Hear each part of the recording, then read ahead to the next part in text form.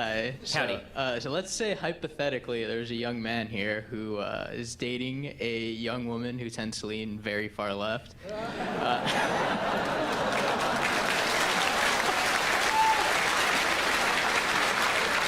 So, sorry, before you go any further, is she present right now?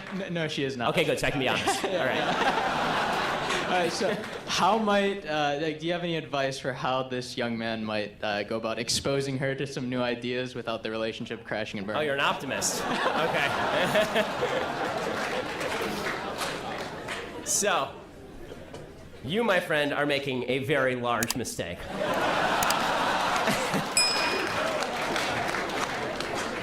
I'm sure she's wonderful. I'm sure she's supremely attractive. I'm sure all of those things. It depends what the relationship is for. Are you in it for marriage, or like you actually have to give me like what's the end goal here? Yeah, marriage. Okay, so if you're in it for marriage, then the number one thing you must have in common with your spouse is values. You don't have interests come after values. But most people are interested in lots of things. There are lots of interesting things in the world. Liking the same movies, liking the same art, virtually worthless. What is important is that you have the same value system. So politics are a reflection of values. Now, there are a lot of people who never connect their politics with their values. So you have to determine whether she's politically left because this represents some core values, or just because she's been told a bunch of slogans and now she repeats all these slogans. So when I first dated my wife, for example, my wife thought of herself as pro-choice. And then the more that we discussed the issue, it became very clear to her that she was actually pro-life and hadn't really considered the issue in a serious way. It was just she was told on college campus that it was a good thing to be pro-choice, and so she said she was pro-choice. And the same thing was true of gun rights, for example. She didn't know anything about guns. She'd been told guns were bad, and then when I explained gun rights to her, and when it turned out that her father was a member of the military, then she shifted a little bit. Politics is the tip of the iceberg. The question is whether your girlfriend's politics, or this unnamed person's girlfriend's politics,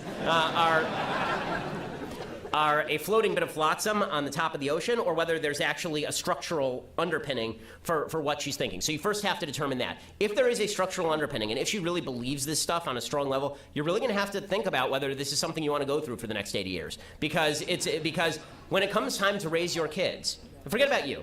Okay, in my view, marriage, not relationships. Marriage is about bearing and rearing children, ideally. Right? My wife and I have 2 children. That is the end goal of marriage. That is the telos of marriage. Marriage was created so that we could bear and raise our children. And that means that we have to have very similar perspectives on how we want to raise our kids. Now, if you want to raise your kid with traditional ideas of virtue and decency, and she wants to raise your kids with traditional ideas of multiculturalism, for example, then and all cultures and all opinions being equal, all behavior being equal, this is going to be a real conflict when it comes time to parent your kids. So you have to ask yourself 2 questions. 1, is she movable?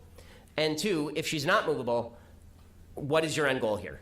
Because there's lots of fun to be had in life, but when it comes time for marriage, marriage is, as all the married people in the room know, marriage is not the time for fun. Marriage is when it comes time for marriage. I've not totally true. I love my wife and we have a great marriage, but see, I know she's watching. But when it comes time for marriage, it is deeply important that you put values before all of the other ancillary things. If you have values in common, your marriage can outlast anything. If you don't have values in common, then the first break and the thing's over.